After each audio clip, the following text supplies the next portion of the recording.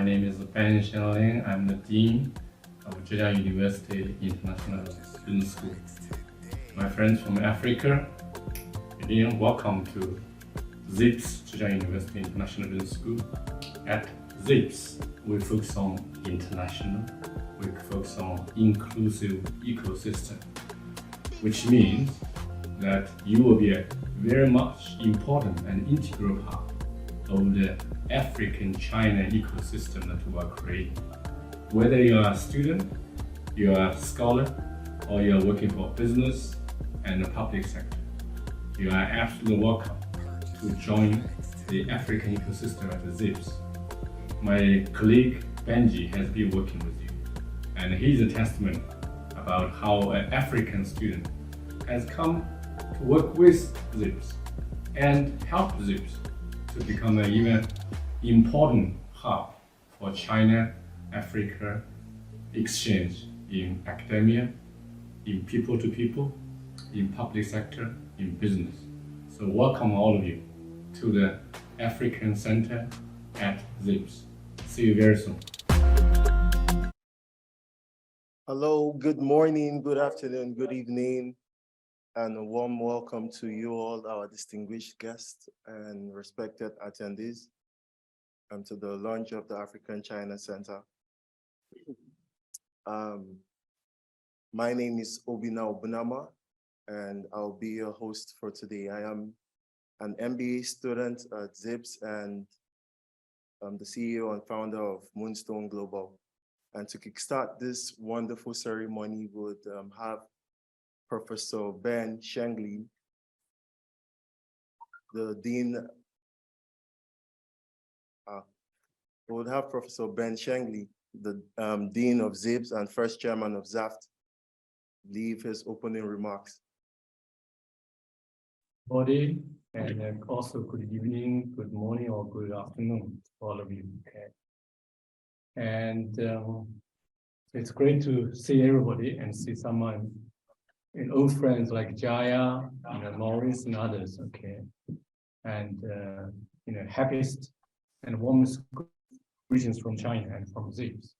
I will start doing something official in Chinese. Okay.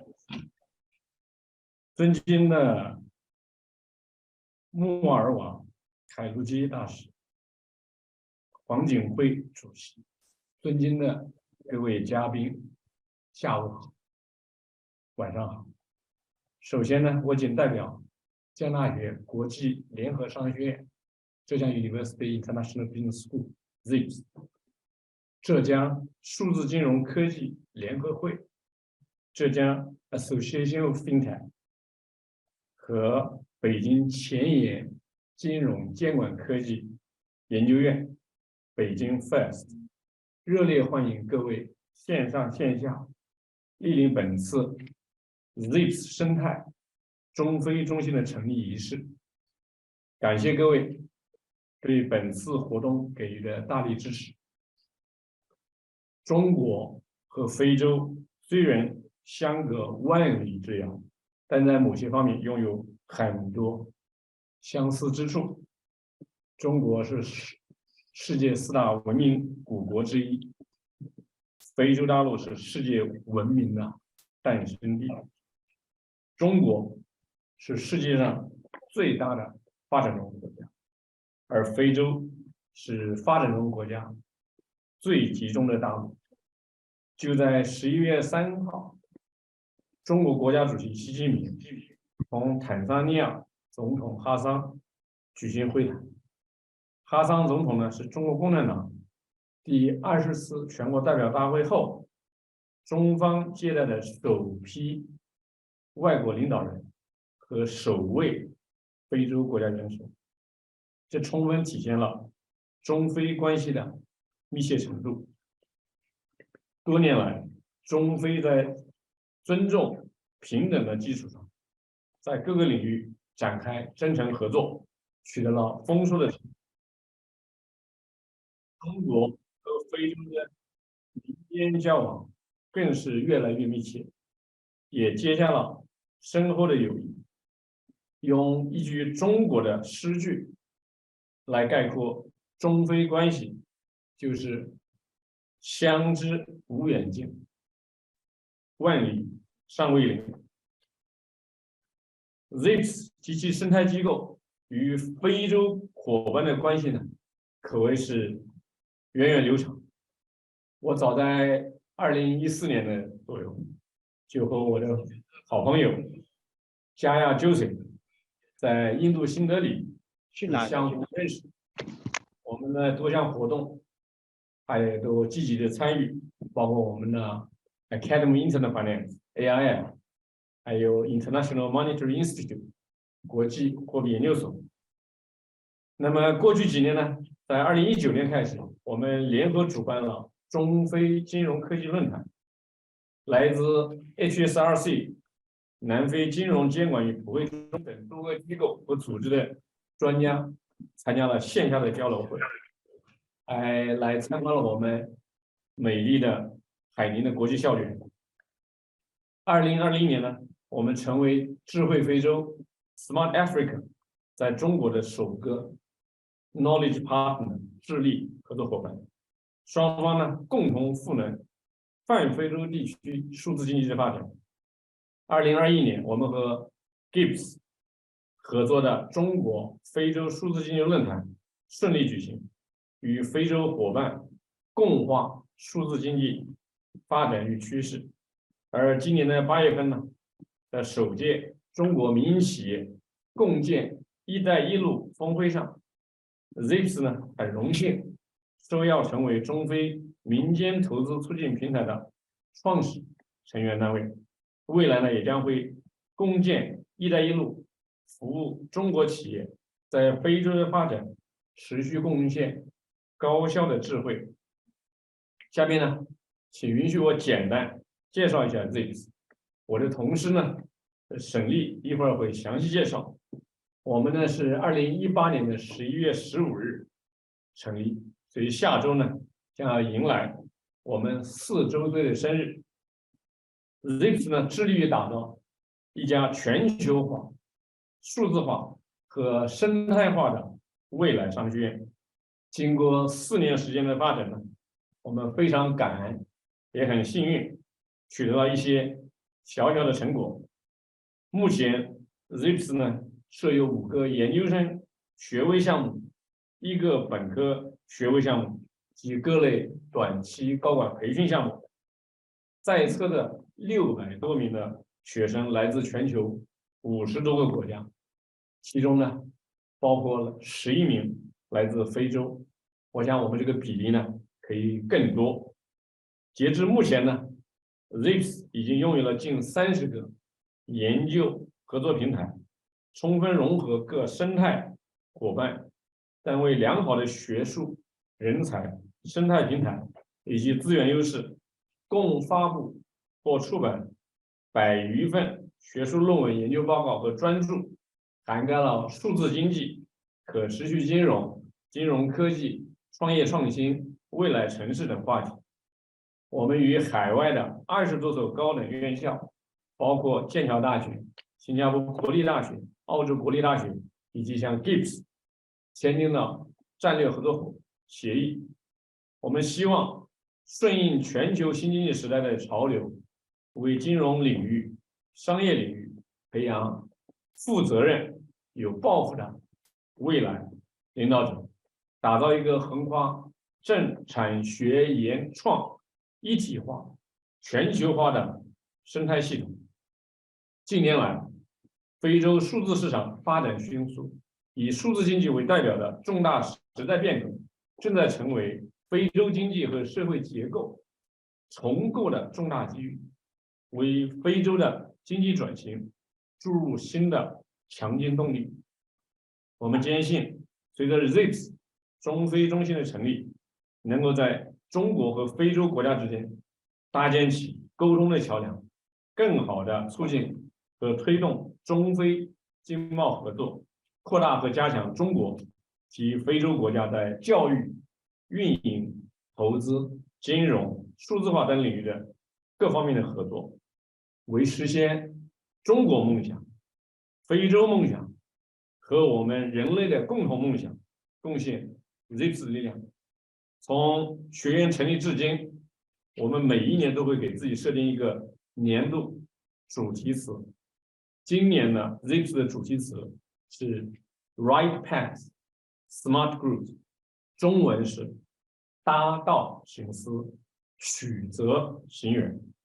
借今天中非中心成立的日子，我真诚的代表 ZIBS 以及我们的核心的伙伴单位以及呢 ZIBS 的中非中心，邀请各位朋友、各位学者和我们一起凝聚中非各界力量，推进中非政产学研创投一体化，推动多层次生态协作互补，赋能中非高质量发展，共建充满无限可能的中非合作。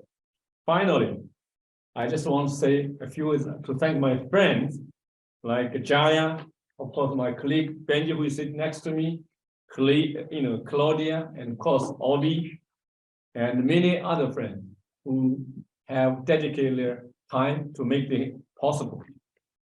And I certainly look forward to see that our African Center today we're inaugurating will become a very important bridge between China and Africa.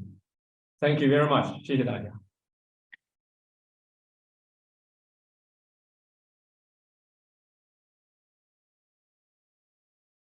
Yeah, I would like to welcome the Honorable Ambassador Kairuki, the Tanzanian ambassador in China.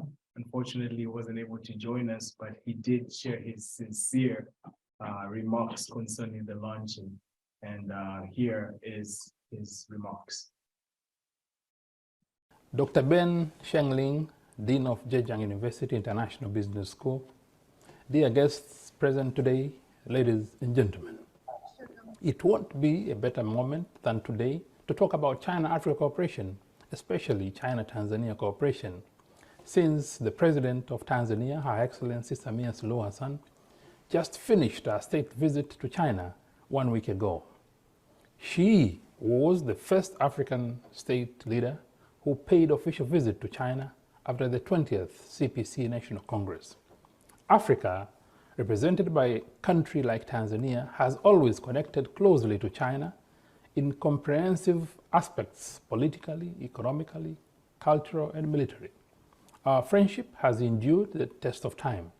Season after season, crisis after crisis, nothing could break us.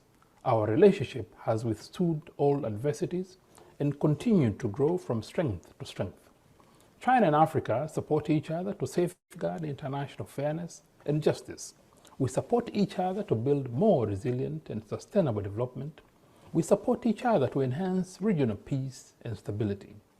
Since the first FOCAC meeting held 22 years ago, China-Africa relations have transformed to a more pragmatic partnership. Both China and African countries have been making efforts to inject innovations and new energy to our ever-growing connections.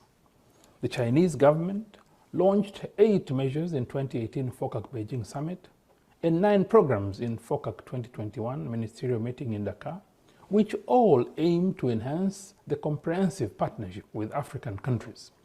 We have a countless list of achievements under the framework of FOCAC, and I should say that establishment of China-Africa Center of Zhejiang University International Business School is among these achievements.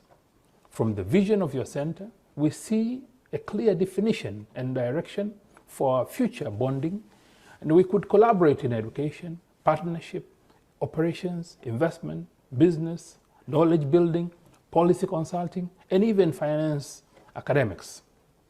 In the context of global challenges like geopolitical pressure, energy crisis, and technological development imbalance, we have strong motives and we should work together to complement each other's advantages. Ladies and gentlemen, during the recent state visit by Her Excellency Samia Suluhu Hassan, the President of Tanzania, we have witnessed the multiple encouraging outcomes that have been signed before our leaders in Beijing. Apart from the traditional cooperation areas, I would like to highlight 2 agreements we have signed with China General Administration of Customs, which allows all the wild aquatic products and avocado from Tanzania to enter China market. These are the milestone achievements after we've gained the market access for our cassava and soybean in 2017 and 2021 respectively. There are huge potential for the companies from both sides to cooperate, and our farmers and Chinese consumers will gain direct benefits, obviously.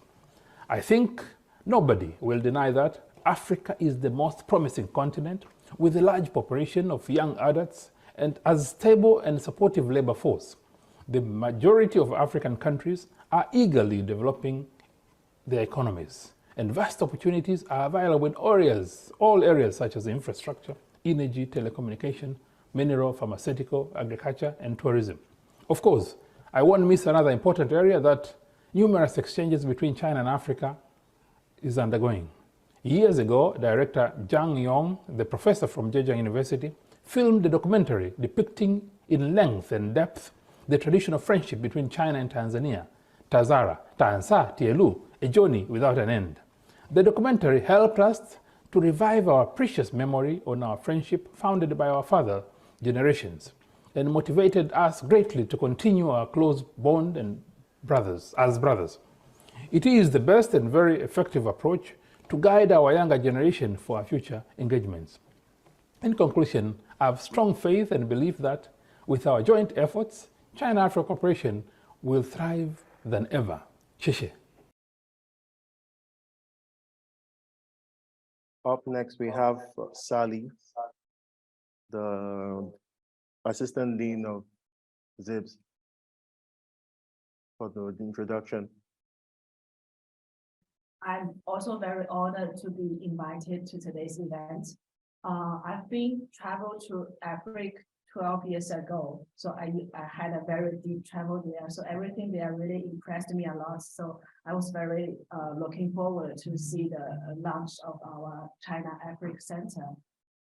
接下来我也会用中文来给大家简单介绍一下我们整个ZIBS 生态的这样的一个情况。改变世界，引领未来呢，是我们2008年建院的时候，就用的这样一个口号。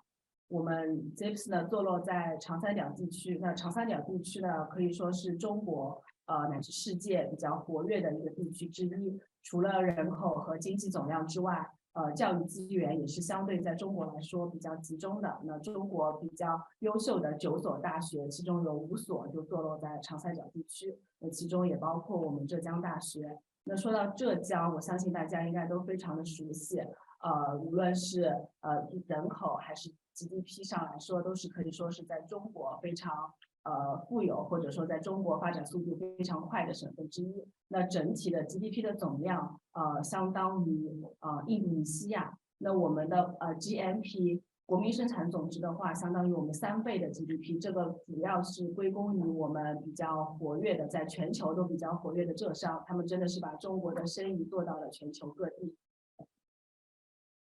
浙江大学成立于1897年，那今年是我们建校的125周年。我们全校呢，一共有37个学院，超过60万名的校友遍布全球各地，相信在非洲也会有很多。目前总的在校生的人数差不多超过7万人，那其中有一半都来自其中有一半都是硕士和博士的研究生，主要都集中在 STEM 的专业。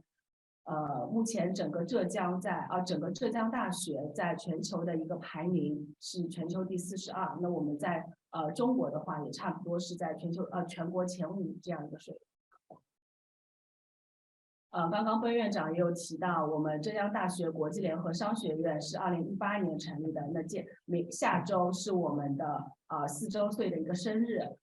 奔老师刚刚也已经提到，我们每年都会有一个主题来贯穿我们1整年的一个工作和生活和学习，所以我们今年的主题大道行思，取得行远。这5个 I 呢，是我们ZIBS 的，可以说是我们 ZIBS 的 DNA。我们奔老师常常会要求我们每一位教职员工、每一位学生 dream big, aim high， 要让我们think globally, act locally， 所以我们觉得我们的 international 是深深的刻在我们每一个 ZIBS 的 DNA 里面的。其实每一个在这里的人，我们都觉得在这里的无论是工作还是学习，虽然非常的 dynamic， 非常的 innovative， 但是虽然一切都非常的 challenging， 但是这一切都是 rewarding。刚刚本老师有提到，我们目前整个学院一共有5个硕士项目和1个本科生项目。那我们所有的6个项目其实都面向全球，招收来自全球各地的学生。今天我们的国际招生的负责人 Joyce 他也在线，所以我非常期待有更多的来自非洲地区的学生可以来到我们 ZIBS， 来到美丽的国际校区学习。目前整个学院的在校生一共648名，那主要的还是我们硕士的学生。那从国家和地区来看的话，我们目前比较大的生源国是欧洲和东南亚地区，排名第1、第2的生源国分别是意大利和印度尼西亚，所以我们也非常期待之后能有更多的非洲的学生来到 ZIBS 学习。目前全院在职的教师有差不多20名，那我们同时也聘请了超过20名的兼职的教师，以及大量的业界的导师和我们的客座教授，来把他们比较丰富的业界经验带给我们的学生。这是本院长刚刚提到的，我们近几年来做的一些研究和一些我们出版的书籍，我们发布的一些研究报告等等。当然，除了我们刚刚我介绍的学位项目，我们的研究成果之外呢，我们也做过许多的一些非学历的项目，也就是我们所说的继续教育。那也就是在这2年，因为疫情的原因，我们也做了一些大量的一些线上的这样一些课程。那现在大家看到的，我们 Cutting Edge Insights in China， 就是我们自己推出的一个面向全球招生的介绍在中国前沿经济发展的一系列的课程。以及我们和剑桥大学合作的 FinTech and Regulatory Innovation， 以及除此之外呢，我们还会针对一些企业做一些定制化的课程。比如说去年的时候，我们给印尼的GoPay 给他做过一个定制化的课程，向他们的高管介绍了在中国一些数字化变革的一些课程。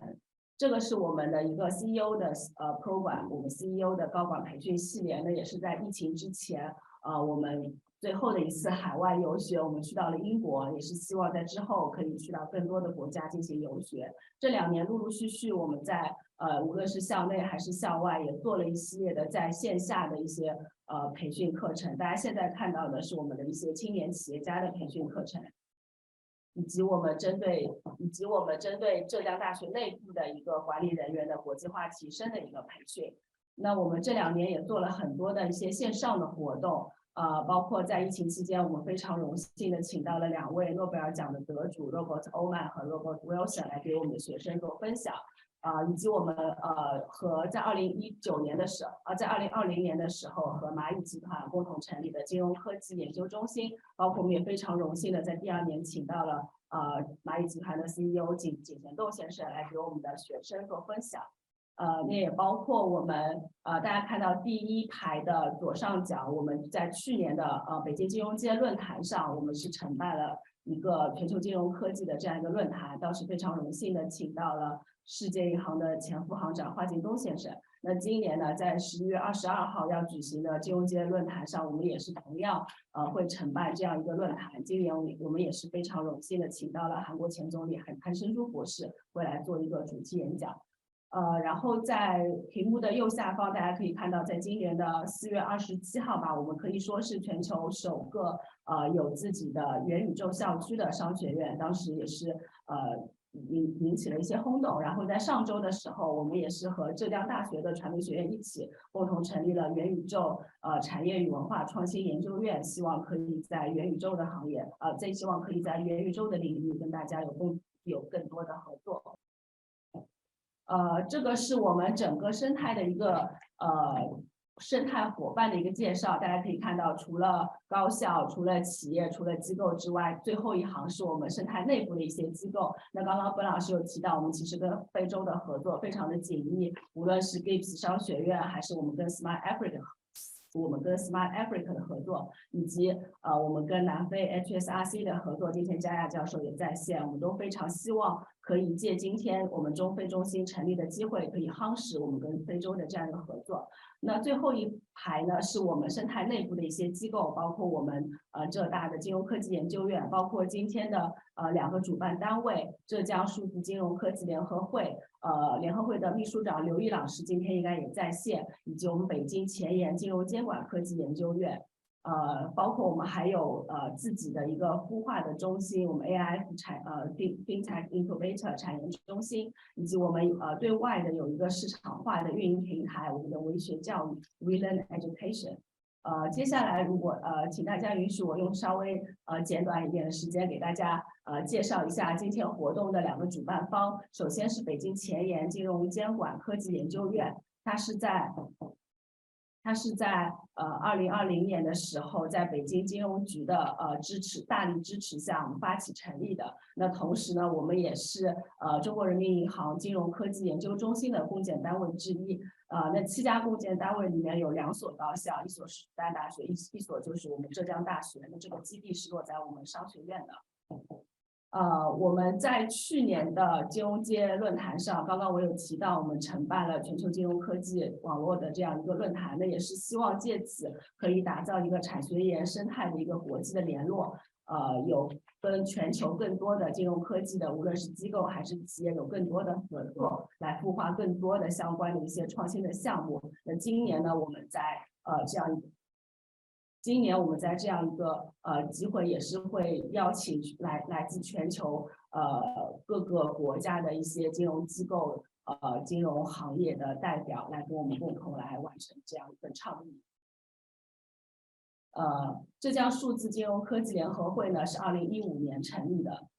目前也是他当时也是在浙江省地方金融局的大力支持下，由我们浙江大学金融科技研究院、蚂蚁集团和浙商银行联合发起的。目前总共有63家会员企业。那除了我们的发起单位之外呢，还有财通证券等等。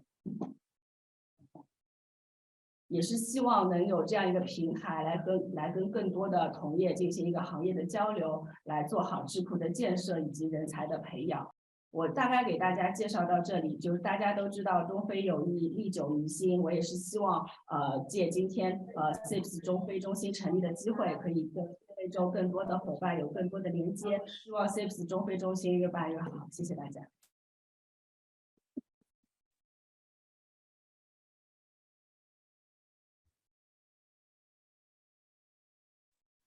Thank you, Sally, for the introduction of ZIBS. Up next, we have the inauguration of the ZIBS African Center, and we would be having the Executive Director of the Center, Professor Jai Joshi, to give us his remarks and opinions of the center. Thank you very much, colleagues, and welcome to everyone to the launch of the center. This center has taken some time.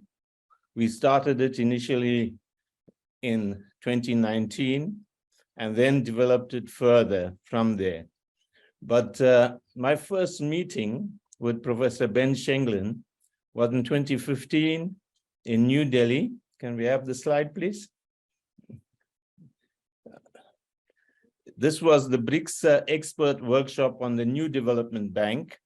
And I met Professor Ben Shenglin then. The center was organized by the Observer Research, the workshop was organized by the Observer Research Foundation in India, in New Delhi. And it was basically to see how we can create a foundation, a platform for the new development bank. Professor Ben presented a paper there and I presented a paper there. Next slide, please. And of course, in December 2015, I was appointed a member of the International Committee of the International Monetary Institute at Renmin University. And this is where Professor Ben Shenglin was a director. And we met and bonded our friendship. And he invited me also to be a member of the International Committee for the Center for Internet Finance and Innovation, which was known as CIFI. This later became the Academy for Internet Finance at Zhejiang University in Hangzhou. And again, Professor Ben Shenglin was the dean there. Next slide, please. And in the following year, our friendship consolidated. We were both invited by the Observer Research Foundation again in what was known as a Ricina Dialogue, and Professor Ben presented on competing globalizations. I had to present something on the waters of Asia and participated in the roundtable. But what was significant about this dialogue was that the Foreign Secretary of the External Affairs Ministry of India was S. Jaishankar, who is now the current Minister of External Affairs of India. And he presented and organized the main function of this dialogue in 2016. So both Professor Ben and I met him. The next slide, please. The next meeting collaboration we undertook with the HSRC and Zhejiang University was doing a presentation for the T20 in Germany. The T20 is a think tank for the G20, and we presented a policy brief on bridging the digital divide. This was when I was still a member of the Human Science Research Council ZIBS Research Center, and Mr. Chetty, who is now a PhD candidate and still senior researcher within the HSRC, presented at this conference. And we had a colleague who worked with us from Zhejiang University, Emma, who also joined us in Tokyo for this meeting. The next slide, please. And of course, in 2018, we again did a BRICS Africa Development Conference in South Africa. This was organized by the Nelson Mandela University, and we have, you can see the Dean of the Economics and Tourism Factor is right at the extreme right-hand side, if you're looking at the screen with dark glasses, Professor Ronnie Nkwadi. He participated in that. And in the middle of this picture, you will find the Minister of Lindiwe Zulu, who was the Minister of Social Development at that point, and she was deputizing for the Minister of External Foreign Affairs, and she participated in there. And you can see Professor Ben Shenglin and myself and a few other members participated in this meeting. Next slide, please. And at this particular meeting, we had a presentation of our findings for the Banking on Africa workshop and looked at the Africa-China FinTech dialogue, and Professor Ben chaired this meeting. We had Kin Kariuki from Kenya, who was there, Mr. Krish Chetty, and Dr. Wenwei, who was participating in this section. And the report looked at the African market. It looked at, was based in collaboration with the Academy of Internet Finance. And it was the first FinTech collaboration between China and Southern and Eastern Africa. I must say at this particular meeting, we had partners, business partners, who came in from the Zhejiang province and participated with us. The next slide, please. And at this meeting, we did a signing of the MOU between Zhejiang University, Renmin University, and the HSRC. The CEO of the HSRC and Professor Ben signed it, and the Minister Lindiwe Zulu was a witness to the signing. As you can see, the signing took place at this meeting. And of course, in Nairobi, February 2019, we presented the final findings of our project that we had conducted since 2017. It was called Banking on Africa. We had participants from all over Africa who looked at FinTech, who looked at the possibility of internet finance, collaboration, and FinTech in the global landscape, FinTech in China's landscape, and the collaboration between China and Africa was presented by video conference because it was a time of COVID by Professor Ben, and you can see his picture there at the meeting that took place in Nairobi in February 2019. And of course, in Hangzhou, in China and Africa, FinTech Dialogue took place again in Hangzhou, and we presented again, I think this was later in Hangzhou in December, we presented the FinTech Dialogue findings of the Banking on Africa project, and we also had a delegation from the HSRC who participated in this particular meeting. Next slide, please. And here's the delegation visiting the AIF and visiting Hangzhou University. And you will see the dean of the current dean of the University of Venda, Professor Barwa Modimu Kanye, who was there at the meeting. He's in the middle of the third picture, and he's going to do a short presentation for us today as well to enhance the collaboration that we have. Next slide, please. And that's the delegation that visited China, the Haining University. You have all the people who are here. You have Professor Barwa Kanyane, who is there in the middle, and Joshua Cobb, who was key in setting up this whole idea of the center, and all the other delegates who came from South Africa, and the vice dean from Zhejiang University. In the T20 Japan 2019, we also presented a policy brief to the G20 meeting, and we talked about FinTech strategies for financial inclusion in sub-Saharan Africa. This was well received. Again, we had a collaboration with Zhejiang University, and again, we had colleagues both from South Africa and Zhejiang University who attended the meeting with us. Thank you. Next slide, please. And of course, one of the big elements of the collaboration between Zhejiang University and the HSRC was the fellowships and internships. We hosted at the HSRC Ye Shuyan in August and September 2019 in Cape Town, and Zhejiang University hosted Mr. Chris Chetty in December 2019 in Hangzhou.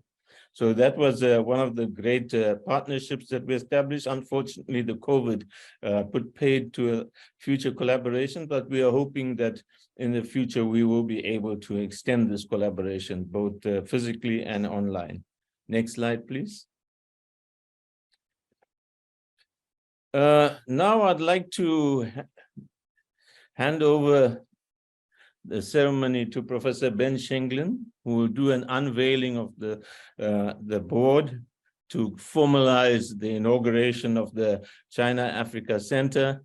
And we will then go through very quickly the vision of the center and the kind of structure that we envisage. So over to you, Professor Ben Shenglin, and we hope that you will do the honors by doing the unveiling for us. There's Professor Ben, and that's Benjamin Dongani, who is hi Benjamin, who is a managing director of the work of the center and the inauguration currently. And I'd like to thank him very much for his great effort in this. Thank you. Professor Ben, up to you now. Can you please do the unveiling for us to officially launch? Thank you very much. Thank you for sharing all these memorable moments at our partnership. So all the excellent work you have been doing for the ecosystem for the China-Africa Center. So that has led to today's event. Okay. So Benji, let's do it. Okay. Yeah.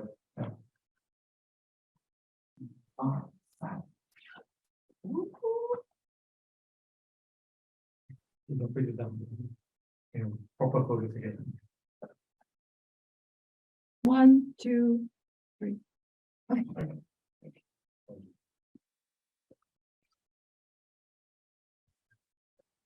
Thank you, Professor Ben. Thank you, Benjamin Dongani. We can just go to the next slide. I will go very quickly through what the vision of the center is. And we'll very quickly, 2 more slides and we'll be done. So the next slide, please. So the vision of the center is basically to increase and improve the China-Africa collaboration in education and business, partnerships, operations, investment, and financing in the areas of academia and business. The ZIBS China-Africa Center will also serve a purpose for bridging the divergences between Africa and China and hopefully find some common ground. Next slide, please. So this is basically how the whole international division of the Zhejiang University will look. We have all the centers that are there. We have the university cooperation agreements, the ecosystem cooperation, the social media, the international recruitment sector, and the business sector. I just want to mention that Ant Financial is actually the parent company for Alibaba, because Alibaba is quite well known in Africa. And Ant Financial is one of our key partners in the business sector for our international division. We have, when we were in China, we visited the Ant Financial headquarters and presented our views there.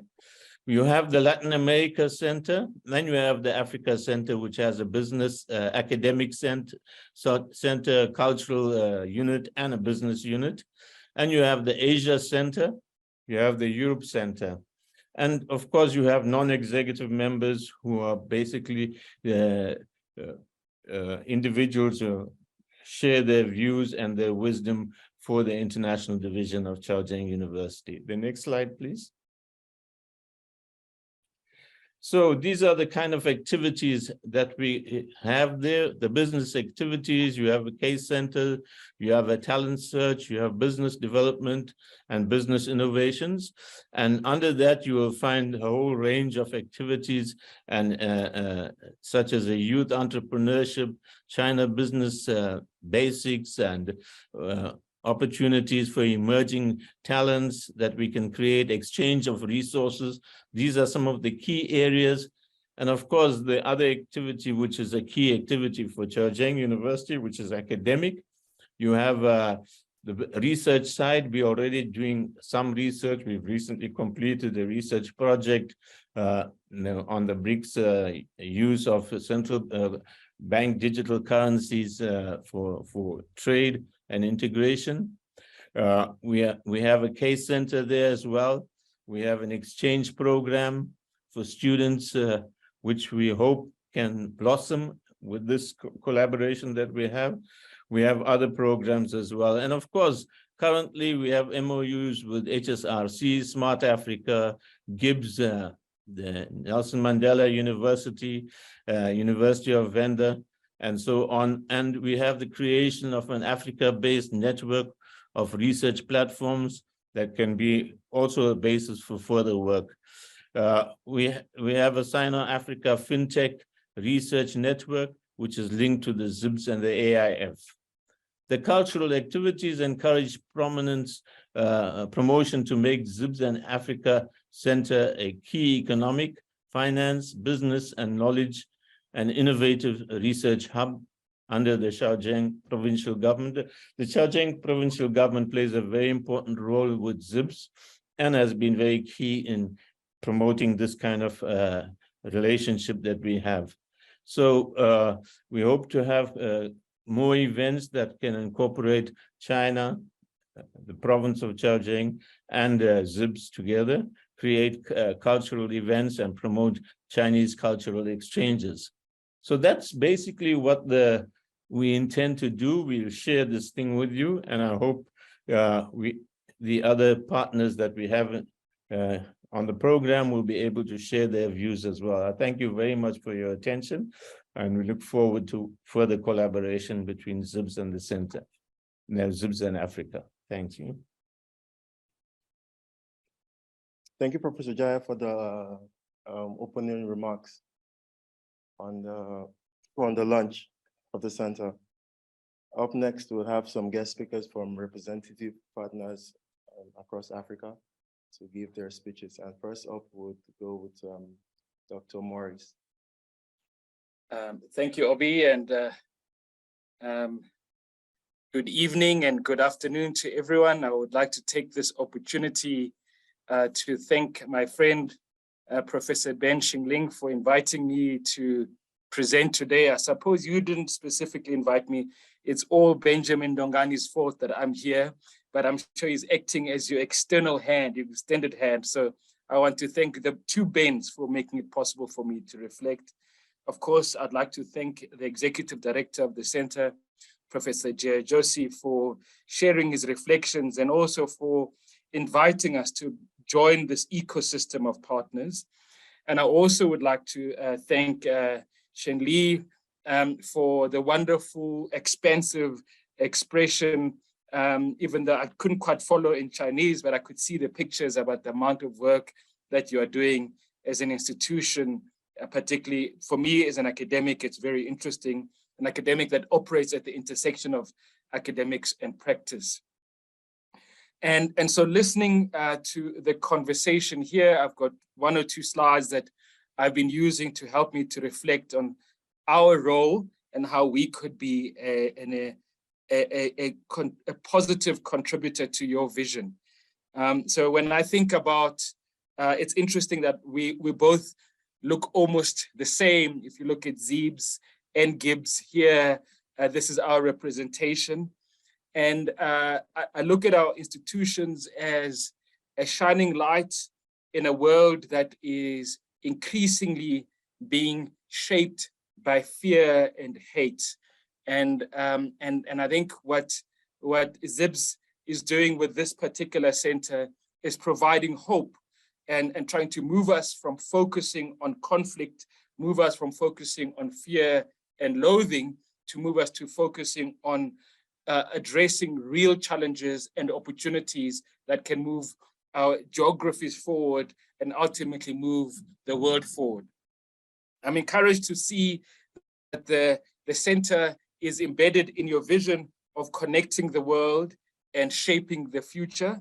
And certainly the work that Professor Joshi showed in terms of the work that you've been involved with over time and showing those reflections demonstrate that you are not indicating your intent, you are formalizing a lot of work that you've already been doing in this place, and in so doing, creating a platform for students, for researchers, for teachers, for business, and for government, essentially for society to come together to collaborate on issues of common interest between Africa and China.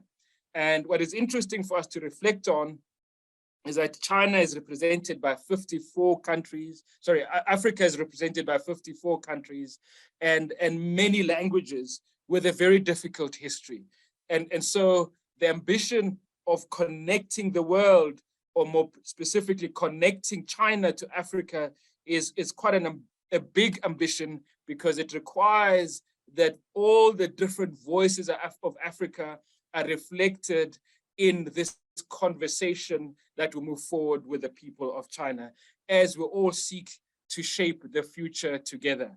And I think you will agree with me that it is important that we aren't just relying on the traditional historic voices of power, particularly from the West, that have been driving the conversation, that have been driving the rules of engagement, and which then result in the rest of us in Africa and in the East being the consumers of the rules of engagement. So I'm very encouraged, for example, when I look at the work that the center is not going to consolidate around the fintech work that you're doing, because we know that if you only comply with if you only respond to the rules of fintech that are designed in one world, you become a slave to those rules.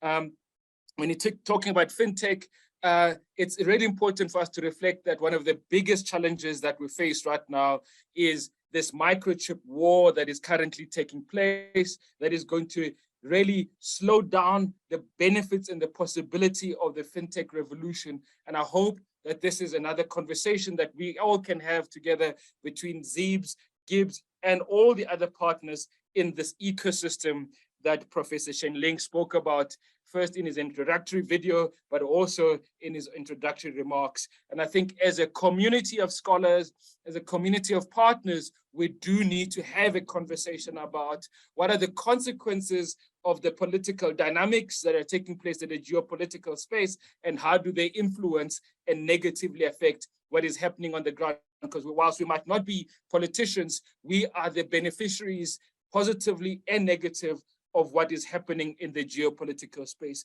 So these are the conversations that we are very interested in having with the center. From a ZIBS perspective, whilst we acknowledge ZIBS's ambition of connecting the world and shaping the future, our ambition is slightly smaller, and that is an ambition of making business healthier, and particularly around 3 areas. The one area is around this humane-centered leadership. And I think when we speak about this philosophy of Ubuntu, it's very familiar to China. And as a consequence, there's a lot we can do in that space. We are meeting at a time of COP27. As a consequence, it should come as no surprise that one of the areas where we want to be known for is an area of climate leadership. And I would like to encourage that the Africa Center from ZIBS also take up this challenge of saying, how can we collaborate around climate leadership? And then finally, I think an area where you are demonstrating a lot of leadership already, an area that we want to collaborate with you on, and Professor Joseph spoke about Ant Financial Services, for example. So one of our big clients at our school is Vodacom, who is a big partner of Ant Financial Services. And so I think there's another opportunity for us to collaborate around the digital work that the center does. I'm just going to leave you with this image here to say that we are very proud of what we do, centered around this idea of climate justice, digital justice, and human-centered justice, and which reflects our ambitions around driving and championing the cause for Africa.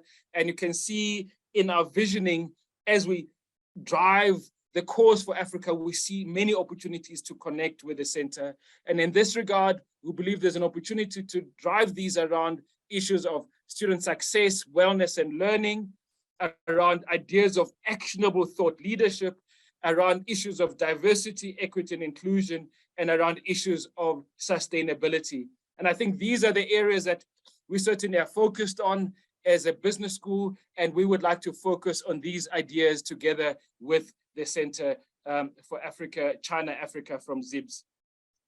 I did mention that we're doing this in a context where the world is increasingly being shaped by fear and loathing, but I just want to leave you with the words of our founding father, the late President Nelson Mandela, who says, "May your choices reflect your hopes and not your fears." And I believe the ZIBS Center for Africa, China and Africa really is underpinned on this notion of the hope that can spring and flow from the partnership and the ecosystem that ZIBS is developing. I really want to thank you for making us part of this very important occasion, and we look forward to meeting you in person in due course, because as you know, Ben, we haven't met face-to-face yet because we consummated our relationship online over COVID, but I can see that China is increasingly opening its doors. So hopefully in the next year or so, we will have an opportunity to meet face-to-face, whether you visit us here in South Africa or we visit you there in China. Thank you, Sheng Sheng. Thank you, Professor Maurice, for your kind remarks and advice. Before we go on to the next speaker, I would like to mention to all viewers that we have a translation option at the bottom of the screen. So feel free to choose the option between Chinese and English for easy comprehension or better comprehension. Thank you. Okay, we move on to the next speaker, Professor Bauer, University of Venda. Thank you very much. Today marks a historical moment of the launch of the center. And we are here to witness this great momentous. As the University of Venda, And in my capacity as the executive dean, this relationship that we have or are witnessing here come from a long journey, beginning 2019, when we met in Beijing. As Professor Jaya, the executive director of the center, have alluded in his presentation. And indeed, it was humbling to meet the great minds in the caliber of Professor Ben Shanklin, who is today witnessing or harvesting the fruits of our long-standing relationship. As the University of Venda, we are committing our collaboration today, and our university's vision and mission is about engaged scholarship. It is about leading in engaged scholarship of teaching and learning. We produce graduates that are locally relevant, but globally competitive. So this center is very important to fulfill the vision and the mission of the university to be globally relevant, internationally and otherwise. But more importantly, the exchange of scholarship is going to be a long-lasting relationship that sustain our student and staff well-being to collaborate and work together. The faculty I am leading is the Faculty of Management, Commerce and Law, and this faculty is having the staff composition of about 129 academic staff, and of those, 38 are the PhD holders. And why am I saying this? Is because these are the academics who are involved in postgraduate activities and in the knowledge production and exchange. We have identified the niche areas which I believe we can share and collaborate with this new center that has been launched today. The niche areas in the faculty is in the stream of business and management and business information systems, which pays more attention on the issues of digital transformation and disruptive technologies. Digital inclusion and the digital economy that we have talked about here also is covered in the area of economics, which include also migration.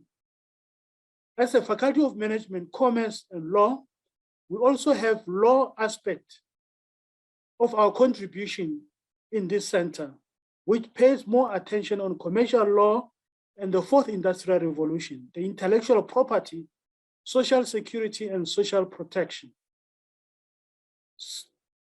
I am very humbled to also reflect that we have appointed Professor Jaya, the executive director of this center, as one of our research fellows at University of Venda. This is a great milestone because it fulfills the memorandum of agreement that we have signed into action. And this center will be in the epicenter of translating our relationship into actions. We have 2 research projects in the faculty, which I believe that through these collaborations, they can be brought to realities. And I've seen in the center paying more attention on production and the publication of research. Production and publication of research is not just producing this knowledge, but also transforming the society. We believe that the research that we conduct should be able to transform the society, especially the underprivileged. So 2 areas of emphasis in this research window is more on smart village. We have talked about smart cities, but we are bringing also the angle of the smart village. Why we are talking about smart village?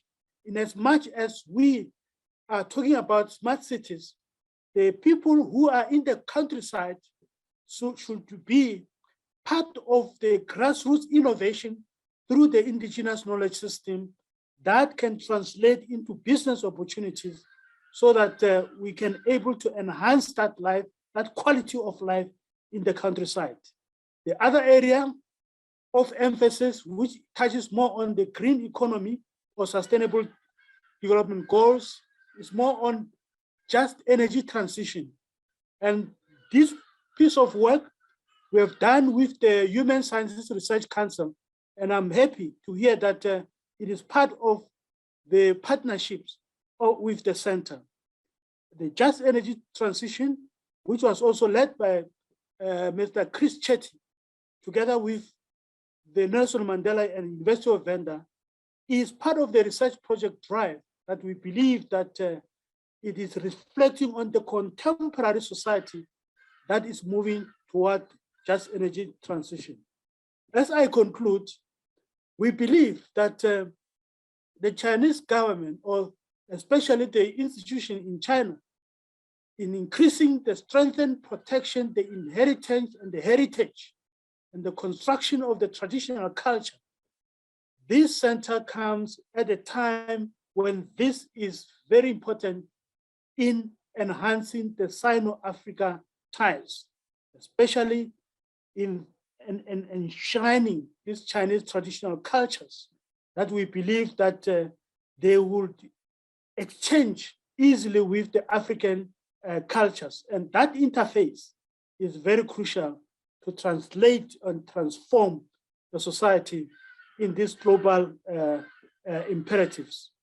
So I want to say with my last word that the center is at the epicenter of strengthening the Sino-Africa ties. Through this partnership, we can go a long way. Thank you. Thank you, Professor Barwa, for sharing your wisdom with us and your guidance. Our next speaker from Smart Africa, Calvin Nange. Welcome to share your remarks with us. Thank you. Thank you, Obi. I will request to share my screen if you allow. Thank you. So first of all, I need to thank everyone for welcoming me and Smart Africa Alliance on behalf of our Director General and our entire team. I'm pleased to be here following the strong relationship that exists already with ZIBS and the Smart Africa Alliance. So I'm here to first present the Alliance and then share with you the potential that lies behind the partnership establishing the Center for the African Center, which comes at the right time to achieve our vision to transform the continent to a single digital market. So at Smart Africa, we have this story of Africa, the new story of Africa that we have to say, leveraging on first its potential, and then the challenges we are currently facing, and then the good results we are having. Already we know that we have 6 of the 10 fastest economies that are based in Africa, and 5 of the top 10 reformers on the World Bank Ease of Doing Business Index are in Africa. It's the potential we have. Notwithstanding this, we have a very young and fast-growing urbanizing population with big unmet needs. We also have a lot of untapped resources, wealth, and new innovation to unleash this, and finally the rapid adoption of digital and mobile technologies that create a sort of leapfrog opportunity for the continent. So based on this, we know that we need to create a single digital market in Africa to unleash and tap on this potential. We have a 180 billion USD by 2025 that could be harnessed. And there are so many factors that influence that. The market size will grow from 1.5 billion people in 2.5 billion by 2050. We have 70% of the youth population that will be under the age of 30. And then we have the digital connectivity that is gradually finding its way towards achieving the required standard, and then the urbanization that is actually making the transformation effective. So we know that in order to achieve this, we have to get some of these benefits to reach out to the people. But there are challenges we need to overcome. And then those ones are, for instance, 50 countries, 50 digital, legal, regulation, and policies. There is a strong need for harmonization.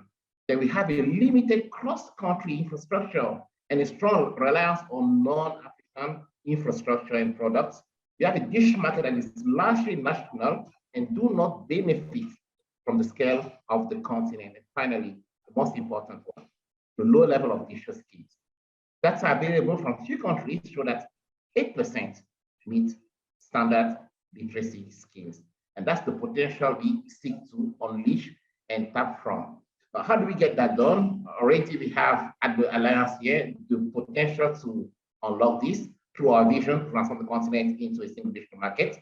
And we have the mission to drive this in a bold and multi-stakeholder approach. And that's the power of partnership, such as the one we're having currently with the project. So the Smart Africa came in from this commitment from head of state through a manifesto in 2013 to put ICT at the center of the national socio-economic digital development in Africa, to improve access, especially in broadband, increase accountability, efficiency, and openness through ICT, then finally put the private sector first and leverage on ICT to promote sustainable development.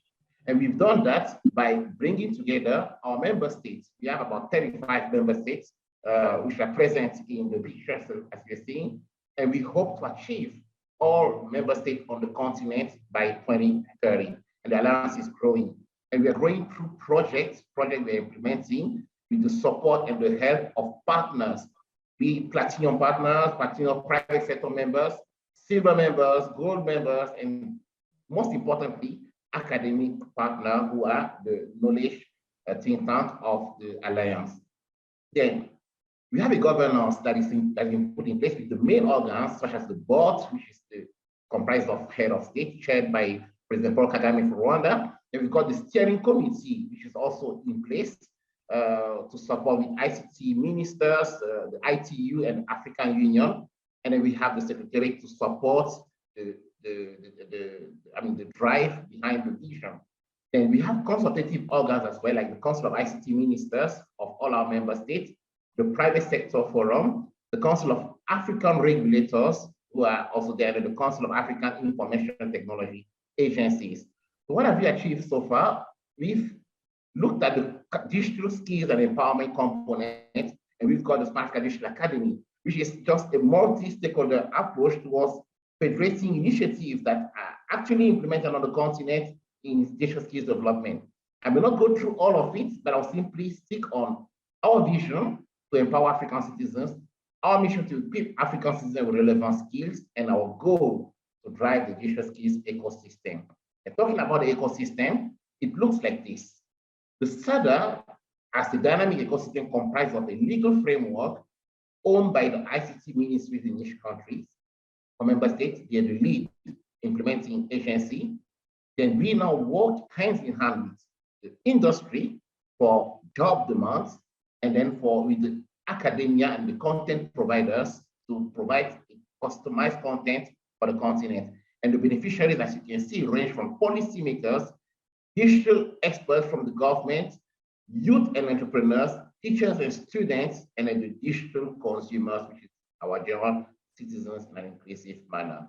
And then the partnership is stronger than ever with the need to foster collaboration with schools, library, local government facilities, third-party facilities, TTCs, and most importantly, the academia. So the center comes at the right period. We already have an MOU with ZIBS, which was signed in 2019. We hope to strengthen that partnership in 2022, moving into 2023, by having concrete projects. And we're just very happy to see that finally Africa has gotten the center, and through the collaboration we are having, we are totally committed and available to support this development and expansion. I hope this was a bit useful, and I thank you for giving me this opportunity to present here today. Over to you, Obi. Thank you. Sorry for the interruptions that are going on. I believe it's a network issue, but I will just fill up for Obi. So we have our next speaker coming from Adenian Labs, Irene Kiria. She's the co-founder and CGO of Adenian Labs. So Irene, please take over. Thank you so much. Thank you so much, all dignitaries, ladies and gentlemen, all protocols observed. It's a great pleasure for me to be here. I would like to take this opportunity to tell you about Adenian Labs and how excited we are to partner with ZIBS University and some of the things that we are expecting to explore in these partnerships. So Adenian Lab is a Pan-Africa technology company. We are present in 5 countries in Africa. So we're in Kenya, Tanzania, Zambia, Nigeria, and South Africa.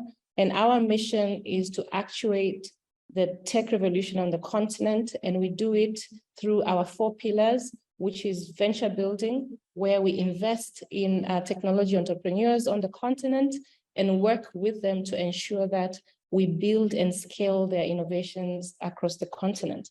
We also train developers and programmers because we understand there's a huge capacity gap, especially in the 4IR sector. So we have 2 centers of excellence, the AI Center of Excellence and the Africa Blockchain Center, to train blockchain programmers and AI engineers and data scientists, as well as train leaders, so that we are all moving towards the actuation of the 4th industrial revolution as a continent.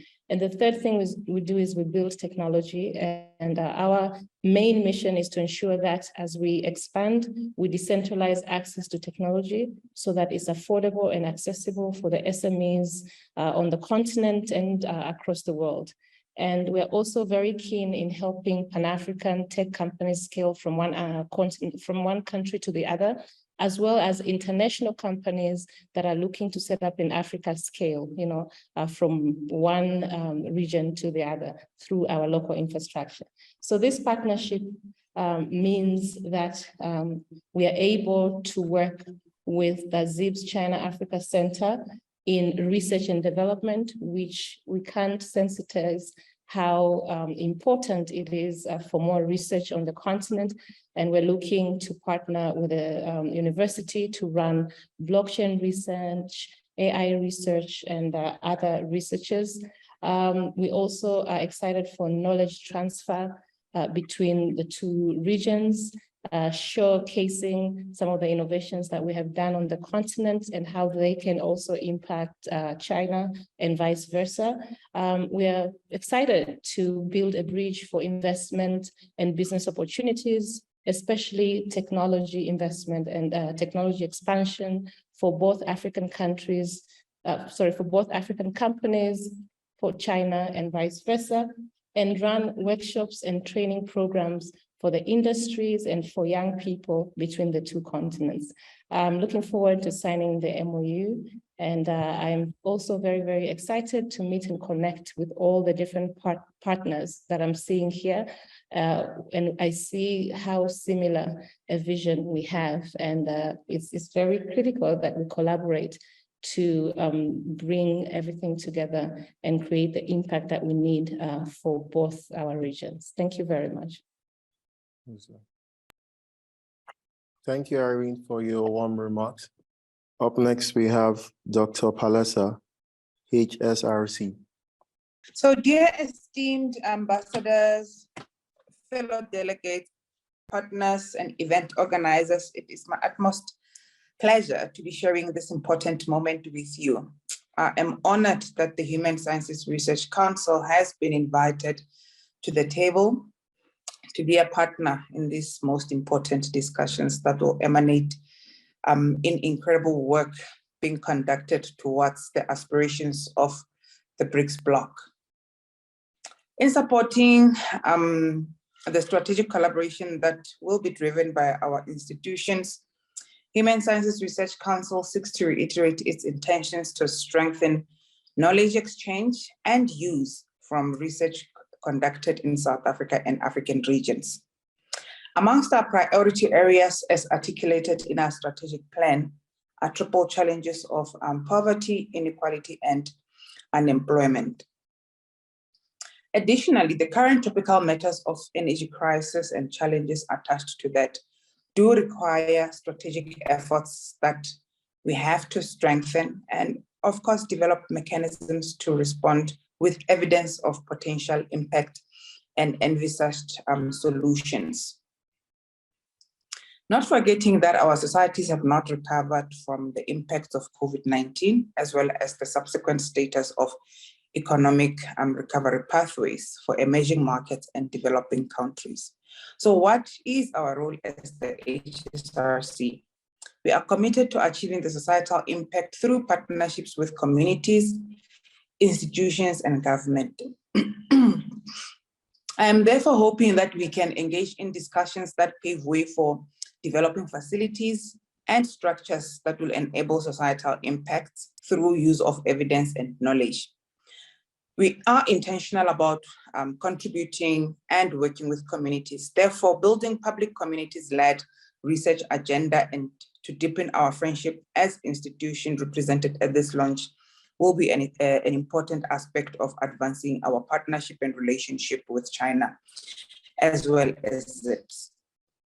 So it is my hope that we will develop programs that will stimulate innovations that will respond to our approaches to triple challenges mentioned above, and be able to reflect on our friendship's contribution to our vision. Our vision as HSRC is quite intentional. So as the HSRC, we do intend to, to become a human and social sciences research council hub that serves to advance knowledge, to contribute towards knowledge, and also where we want to see the public enjoying the knowledge that is conducted by the Human Sciences Research Council. Furthermore, we want to ensure that we can contribute to the public policy and the discourse on current and future challenges for South Africa and the African continent. We do conduct research independently, so we are not favoring, or our research is not favored by either racial biases, religion, or whatsoever. So all the information that we collect, it is analyzed with that independence in mind. Therefore, we strive to ensure that our solutions are research-based or research-informed, and we can present that evidence towards the societal problems. In articulating our mission and vision, as we attempt to develop mechanisms in which we respond to South Africa's triple challenges, we aim to respond to poverty alleviation value propositions through our realigned and engaged research agenda. The HSRC works towards contributing to government policy options and programs on poverty alleviation, as well as reducing the inequality gap. We do collaborate with government and civil society role players, policy actors and implementers, our research peers and communities in developing and testing these research-based solutions towards reducing the inequality gap. Additionally, we seek to resuscitate the contribution towards mechanisms and innovations that can result in reduced unemployment, or what can contribute to unemployment employment solutions. So we do so by strengthening our research focus on economic growth and human capabilities, as well as using our work towards the fourth industrial revolution, artificial intelligence for societal impact, and also engage with the young people to identify and develop research-based innovations around employment creation. So in conclusion, on behalf of the Human Sciences Research Council, we do welcome the vision and the partnership between HSRC and Zhejiang University, its communities, networks, and collaborators in Africa and China. I'm most excited to reconnect with our friend, leader, and intellectual Professor Jaya Joshi. Congratulations on heading ZIBS. I do look forward to HSRC playing a key role in advancing our partnership, but most importantly, our contributions to bring about the most desired changes in our society. So with those few words, ladies and gentlemen, thank you very much and all the best as we launch the ZIBS. Thanks. Thank you, Dr. Palesar, for your insights on the challenges many compatriots are facing and how we could help relieve them and promote their growth. Our next speaker, Dr. Zondi from the University of Johannesburg, you're welcome to give us your remarks. Good afternoon from this side, and I know it would be a different time on your side. Again, allow me to also join my colleague in congratulating Zhejiang University on the launch of the ZIBS. It's an absolutely welcome development. It would help us deepen cooperation towards a better study, for more comprehensive study of the relationship between Africa and China. It's a relationship that is huge. It's a relationship that is very significant. It's a relationship that has a lot of opportunities, but it's a relationship that also sees a lot of challenges. It's a relationship that deserves a comprehensive, full-headed analysis. It's a relationship that I think would benefit from greater collaboration in conducting all manner of studies and all manner of conversations, all manner of exchanges, instead of working inside from either side. We from the Institute of Pan-African Thought and Conversation, together with the Institute for Global African Affairs, offer our support to Jaya Joshi and the team as they grow the work that they do. Given what we work on, we offer cooperation in the areas of research.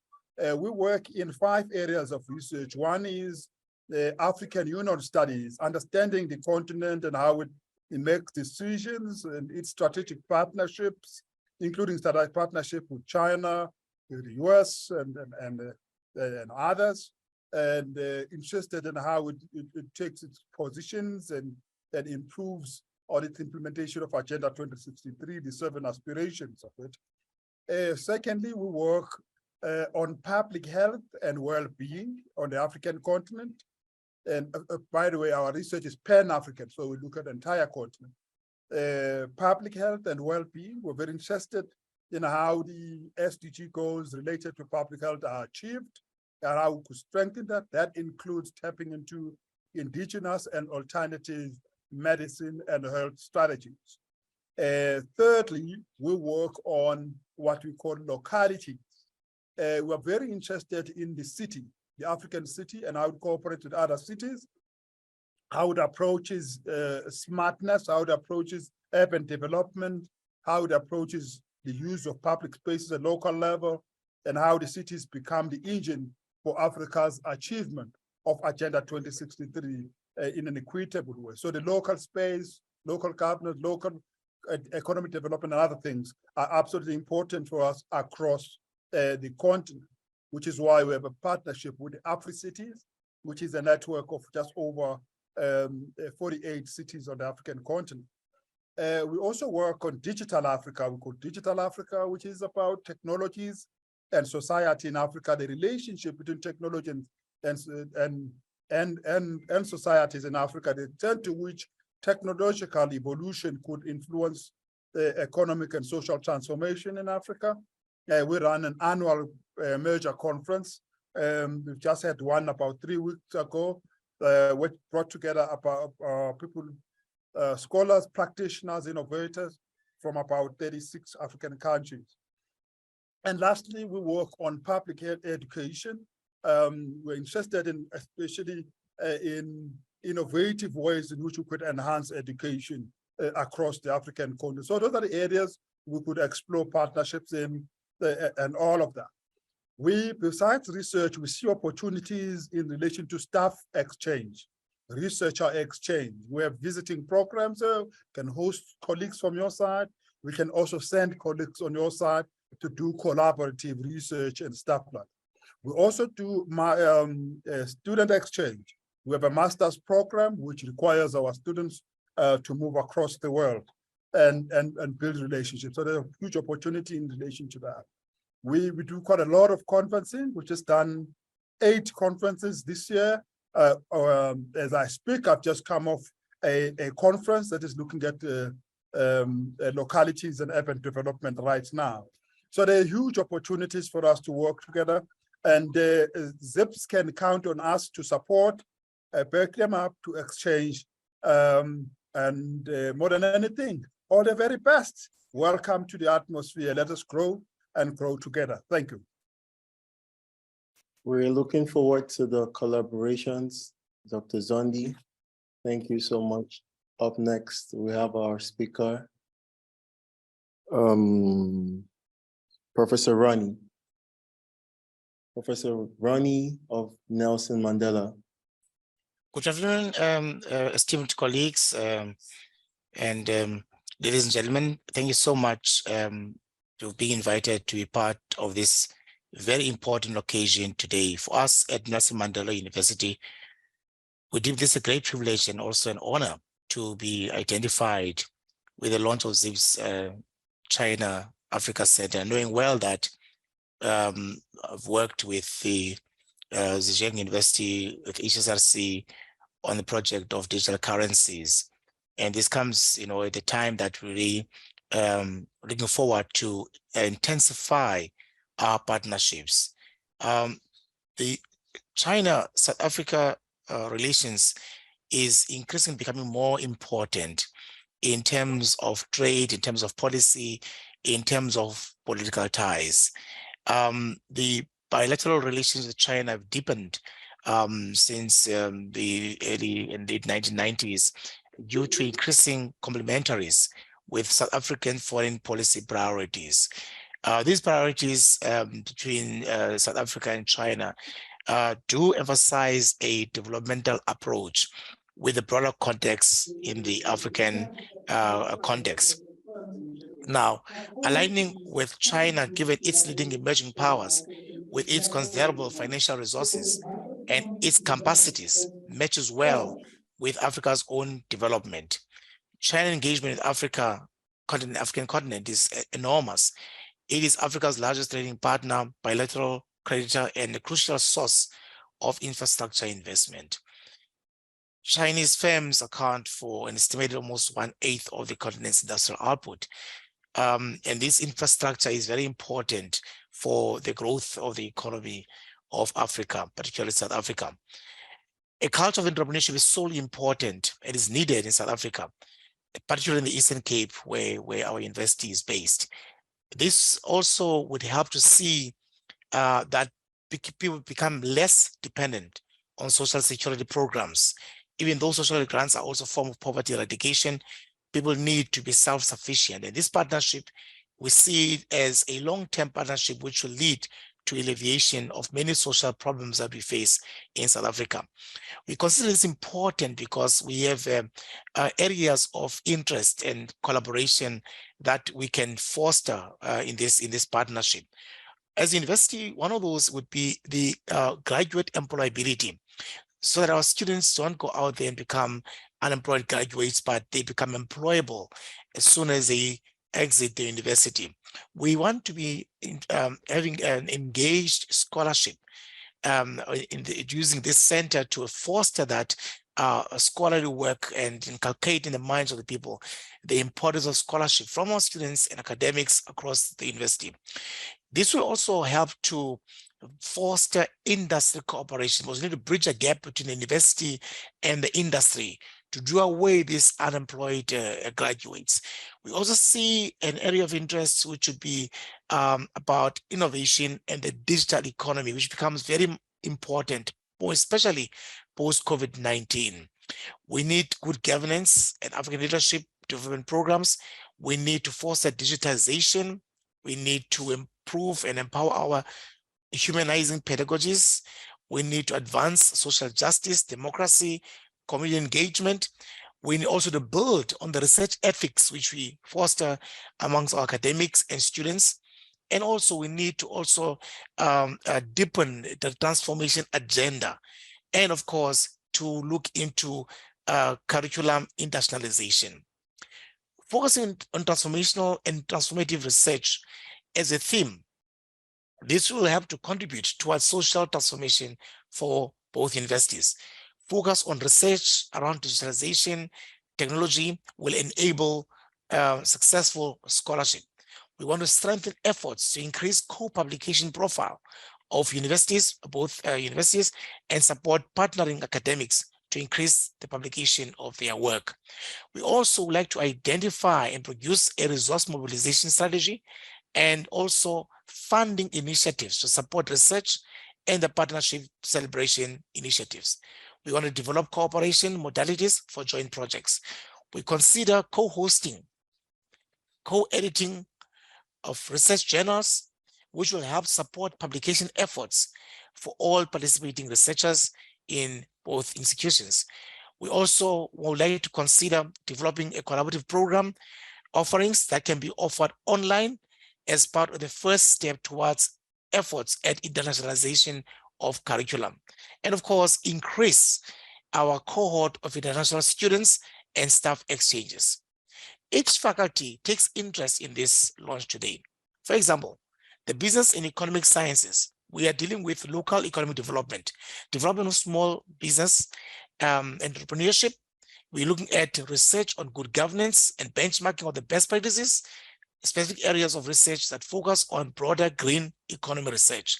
In our humanities faculty, this partnership will help to have a focus on areas such as diversification of knowledge production, research, joint webinars, colloquium. We're looking at engagement to identify research projects that can begin to focus on the historical and cultural factors that have driven the ontological and epistemological paradigms of scholarship in humanities.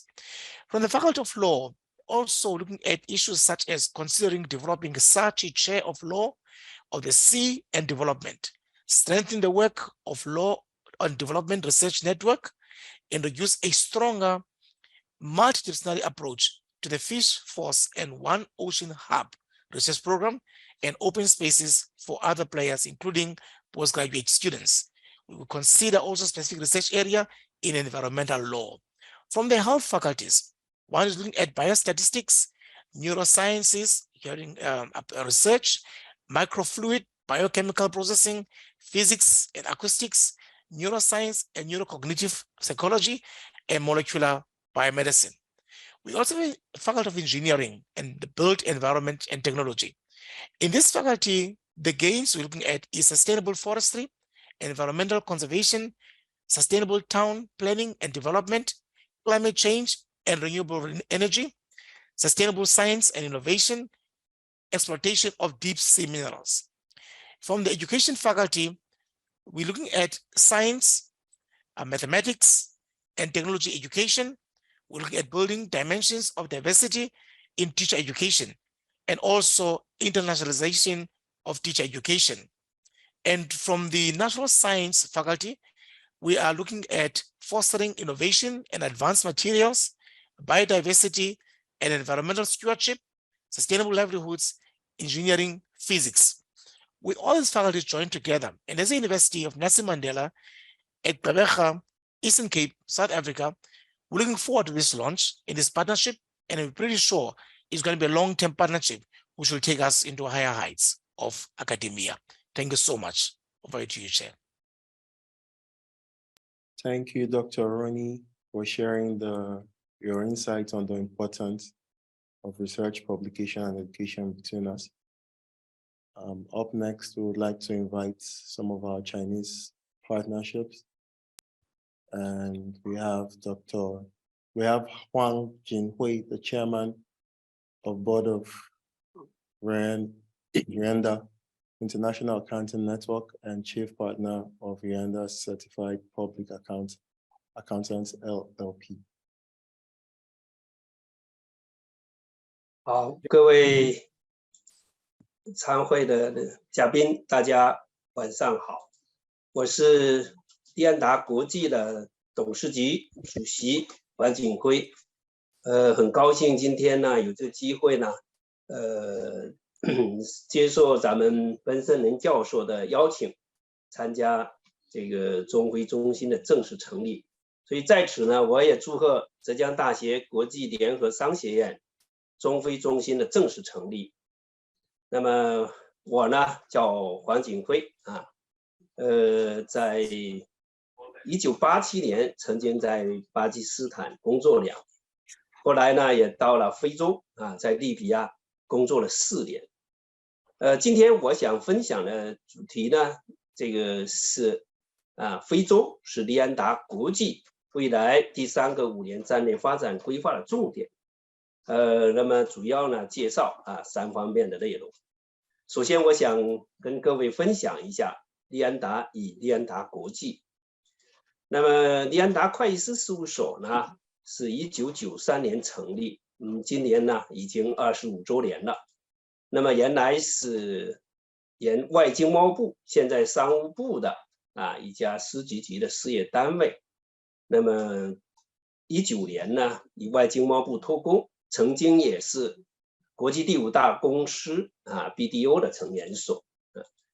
那么目前呢，我们在中国境内呢有30家分支机构，也是一个大型的财会集团网络之一。那么目前我们在审计、税影、资产评估、投融资、国际业务等业务8个板块这个而且还在继续扩大我们的服务范围。那么到08年呢，我们已经是在中国是10大会计师事务所之一，那么目前也是我们行业里面为数不多的老品牌之一。所以我们还想介绍一下利安达国际。那么利安达国际呢，是由利安达会计师事务所发起的一家中国本土品牌的国际会计公司。那么从2011年以来，我们一直在全球呢排名在第19到25位。那么在今年年初我们正式加入了国际审计质量的高水平认证加入了 FOF。那么习总书记在2013年提出了一带一路的战略构想，这么一个倡议呢，现在成了国际的一个共识那么一带一路倡议的深入实施呢，推动了大批中资企业的走出去。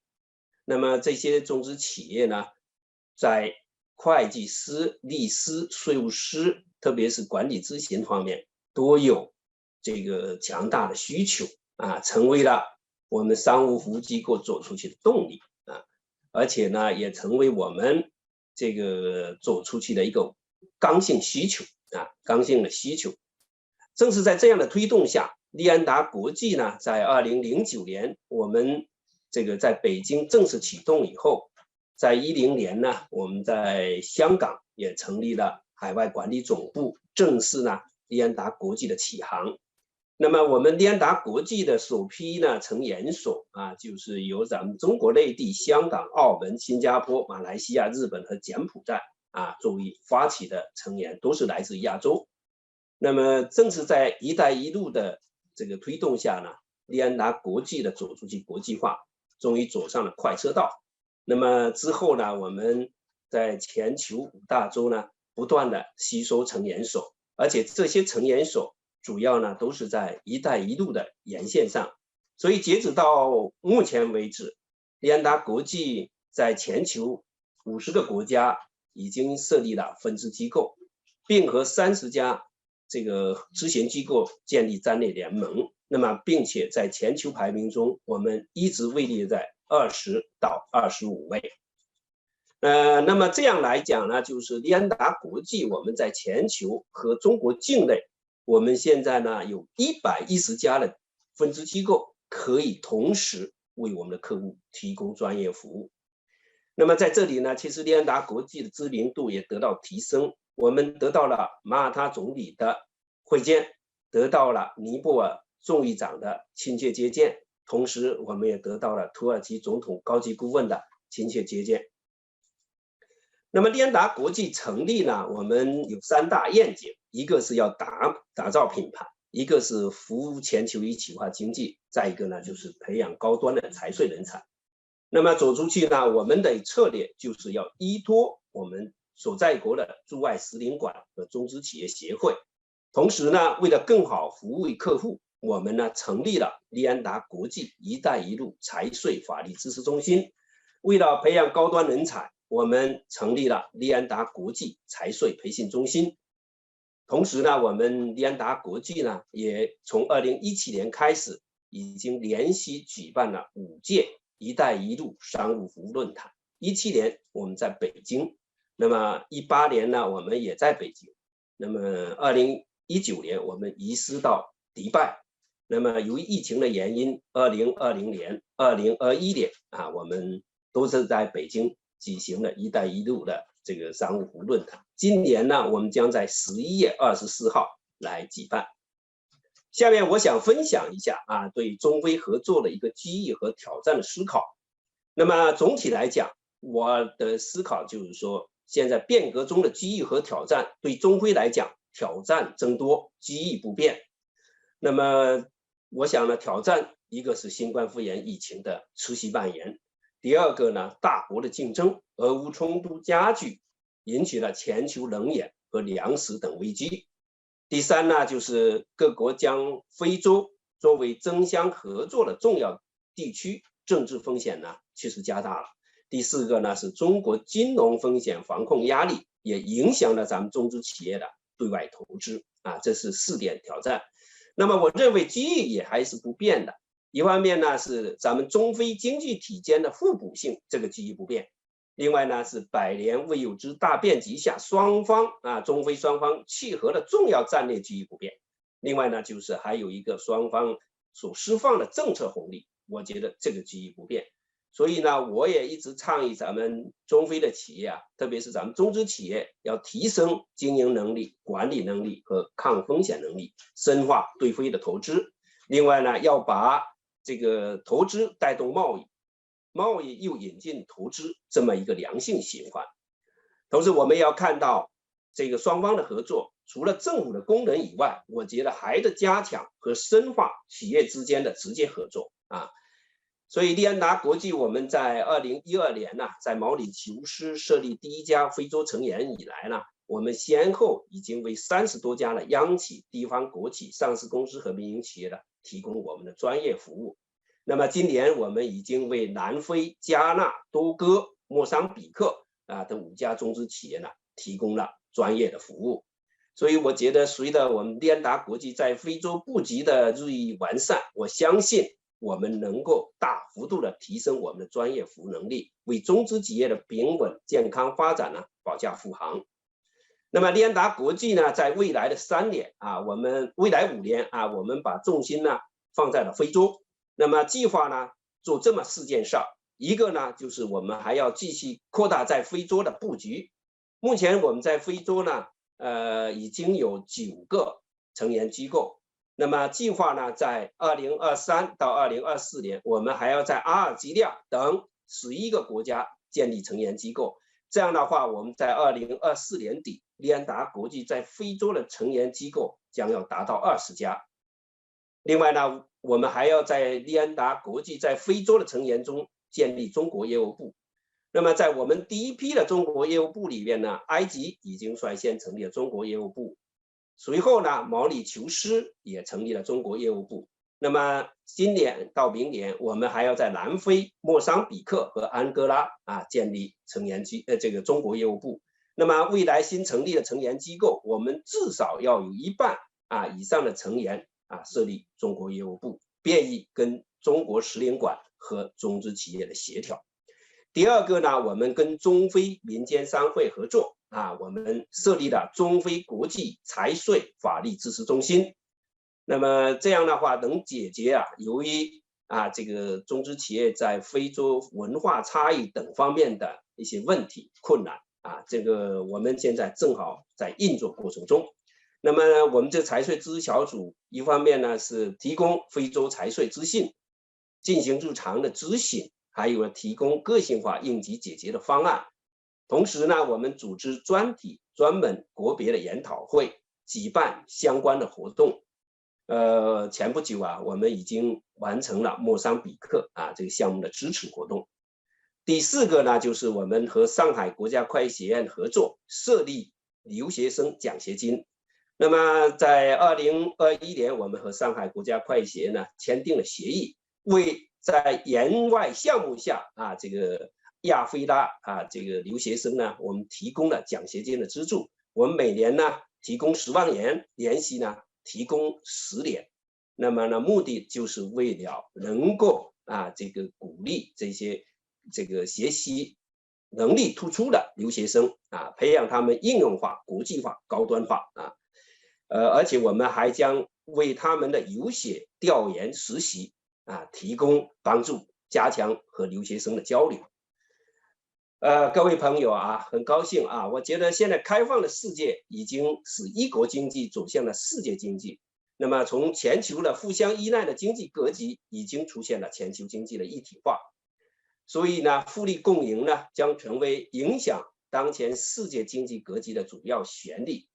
我们中非兄弟班的合作在未来充满期待，联达国际将携手非洲地区的合伙人，共同为中非合作的健康快速发展保驾护航，也期待了能跟中非中心加强合作。谢谢大家。Thank you, Wang Jinghui, for sharing your journey of Free and International. Our next speaker from Ant Financial, Bi Jixian, the Business Director of. So thank you, moderator. Can you just give me authorization to share my screen? Okay, thank you very much. First of all, let me just quickly introduce myself. My name is Li Zhixian. I'm Business Director for Ant International. One area I'm looking after is payment technology service. On this area, so we have a lot of international engagement, particularly with Africa, which I will introduce later. So first of all, I want to express our congratulations to ZIBS for this launch of China-Africa Center. So it's a very good event and a very good activity to increase the connectivity between China and Africa. And also thank you for inviting us to join this forum and share Ant Group or Alipay. And we would like to share who we are, what we do for international partnership, and particularly what we are going to do for Africa. So on this slide, I just want to quickly introduce what Alipay is doing in China. So I also heard some audience have already understanding about Alibaba, about Alipay. So back to 2004, Alipay was incubated from Alibaba, the largest e-commerce platform in China. But now Alipay is more and more independent from e-commerce. Why? Because of the smartphone. So back to 2012, 2013, since the smartphone penetration has been picking up in China, so Alipay just taken the opportunity to launch the APP, to launch the mobile internet service. And we basically digitalize the payment activity. So previously, payment, if we talk about digital payment, we are talking about credit card, debit card, or bank transfer. But normally the ordinary people can only use cash to do the payment. So Alipay was the first company to redefine the QR and also roll out to the service online and offline. By doing that, we have accumulated a lot of users, and we are able to set up the account and implement the financial inclusion in China. And then we are able to extend more financial service to the people, as you can see from the slide. But nowadays, so what we can do actually is more beyond payment and financial service. Since we have so many users, so we are able to provide a lot of service to the customer. We are able to connect the merchant, government, NGO, or bailers to our users. Alipay app becomes a lifestyle super app service in China. And all those things actually are engaged in this Alipay app. And we have a lot of users, we have a lot of data. Behind that, so the key word actually is technology. When we talk about payment, when we talk about the financial service, so I think many people realize that it is a highly risky business.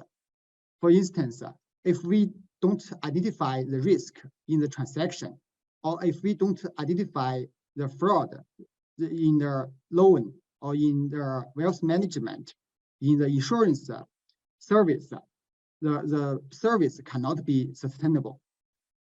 With all those data and with the advanced technology, so we delivered the service with the protection of the eKYC technology, with our risk engine technology. And we are able to establish the big data platform to analyze those information and also connect with the service provider. This is a whole set of technology. And in China, the technology becomes very mature. And since 2016, we have been working with a lot of partners in international markets, but most of them, as you can see from the slide, is from East Asia, is from Southeast Asia, and also from South Asia.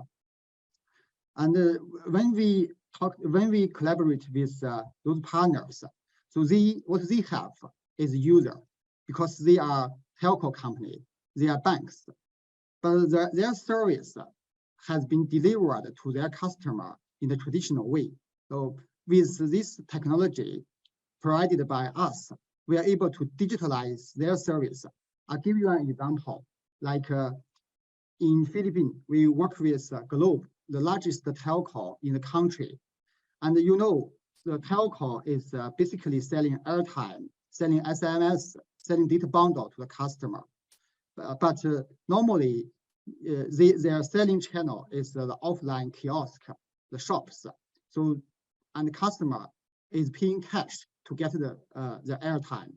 But after we work with them, we provide GCash, the joint venture between Ant Group and Globe, this payment platform, and they are able to deliver their airtime selling service to their customers through the app.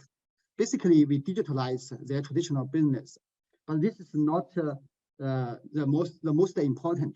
More importantly, they are able to make this ecosystem, this service open to the whole society, and they can engage the user from out of their company. So that benefit can be delivered to the whole society. That can enhance the digitalization service in the whole society. For instance, now GCash user has been more than 60 million customer. And as you know, the whole Philippine population is 100 million. So basically, GCash is serving 60% of the population, which we think is the biggest contribution from Ant Group. So as I said, now most of our international business engagement is in Asia, but we are starting to do our business collaboration with Africa as well. I just noticed that one professor in the previous session mentioned Vodacom. Actually, it is our first project, payment service project in Africa. We work with Vodacom and also provide this payment super app to their customer. That project has been launched early this year. So one important thing I just want to mention is we signed the contract back to June 2020, but unfortunately, since pandemic, we were not able to send our engineer to Africa. So we have to deliver the project remotely. But through the whole project delivery, 15 months, we didn't send even one single engineer to them. All the delivery, including 4 milestones, has been delivered successfully. So that greatly enhanced the confidence of our partner. And we have received a lot of good comments, awards from our partner and also from the local markets. So we received the Best Business Partner Award from Vodacom just 2 weeks ago. This is just the beginning of our collaboration, of this digitalization collaboration in Africa. So we are planning to do more. So also thanks to ZIBS to provide this platform to share our experience. So we would like to congratulations to ZIBS, and we would like to work with you more on the collaboration with Africa governments, companies, or even startups. Thank you very much. Thank you, Li Jishan, for sharing your insights. Up next, we have Xie Qi, Director of Zhejiang African Service Center. I'm here. Thank you so much for having me, and good afternoon to you all, guests and participants, ladies and gentlemen. I would like to introduce myself. I'm Dr. Elvis, from the Director of the Zhejiang Africa Service Center. On behalf of the center, I would like to thank you for you who participate in Zhejiang University International Business School China-Africa Center launch. It's my honor today to speak on the mutual beneficial cooperation and partnership between Zhejiang University International Business School and China in the area of technology transfer, digital transformation, education, skill training, talent transfer, innovation, and entrepreneurship youth of China and Africa through win-win cooperation. At the moment, Zhejiang Africa Service Center was established in March 2020 to implement the idea of the One Belt and One Road initiative with the spirit of China-Africa Cooperation Forum and to promote China-Africa economic trade, investment, and cultural exchange with the support of the China-Africa Business Council, the Zhejiang Provincial Department of Commerce, Hangzhou Tiantang District, Hangzhou Normal University, and other parties as well. The center consists of 4 services. First, cultural exchanges, talents, services, economic trade, investment, lastly, information release. By August 2022, the center was officially become a private African enterprises unit to carry out various business contact with African countries. Additionally, since the opening of the center, it has established friendly exchange and cooperation relations with more than 10 African countries, such as Uganda, Cameroon, Nigeria, Morocco, Zimbabwe, Benin, Senegal, and South Africa. At the moment, the center serves more than 2,000 domestic and foreign enterprises, and some of them have signed a strategic cooperation with the National Industry Park in Africa. As we all know, Georgia has always taken youth, people, innovation, and entrepreneurship as a new driving force to accelerate economic transformation. It pays attention to the guidance of innovation and entrepreneurship culture and to supply of innovation and entrepreneurship policies. And I believe this event will further help China-Africa to eliminate the digital divide and open a new chapter for future China-Africa cooperation and win-win growth. Here, I would like to thank Zhejiang International Business School for inviting the Zhejiang Africa Service Center in this event as a one-stop service platform between China and Africa. The Zhejiang Africa Service Center, based on the youth Tiantang gathering the strength of youth, builds the Tiantang Forum into a brand activity for the exchange and cooperation between Chinese and African youth, constantly opens up and innovates new inputs for the development of the China economic trade cooperation to a higher level. Finally, I share my best wish forward to the success of these events and a growing relation between Africa and China toward the realization of our mutual digital transformation agenda. I thank you. Ceci.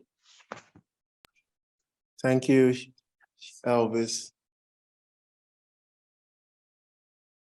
Up next, we have a presentation by Professor David Wen of ZIBS. Thank you very much. It's a great pleasure to be at the meeting where I celebrate the inauguration of China-Africa Center. And I see Professor Jaya, Professor Ben,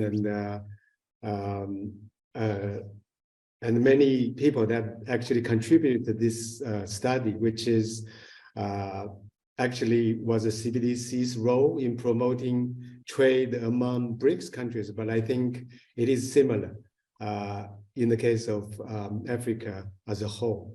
Of course, BRICS leader in Africa is South Africa, but I think there's many other countries in Africa continent has the same situation. So I will present that the results that I have did with Professor Jaya and the team here. Next page. So we'll look at the characters of the China-Africa trade, especially the ones with Zhejiang, because it's 1/7 of the trade between China and Africa. And also quickly talk about, the central bank digital currency and its role in promoting the trade. And we did this for the BRICS country and with participation of Russia, Brazil colleagues, and I think this result applies to Africa as large. And we will talk about what's next now, especially what we're going to do in the China-Africa Center in relating to promoting the trade between China and Africa. Next page. So this is an interesting slides, and I got it from the it's a university, Johns Hopkins, and they did two data sets. One is China and Africa as a whole, the trade. As you can see, there is a general trend, but there is a gap. I think it's due to some disaster in Africa. But what's interesting is, as you can see, the China-US trade has been really, going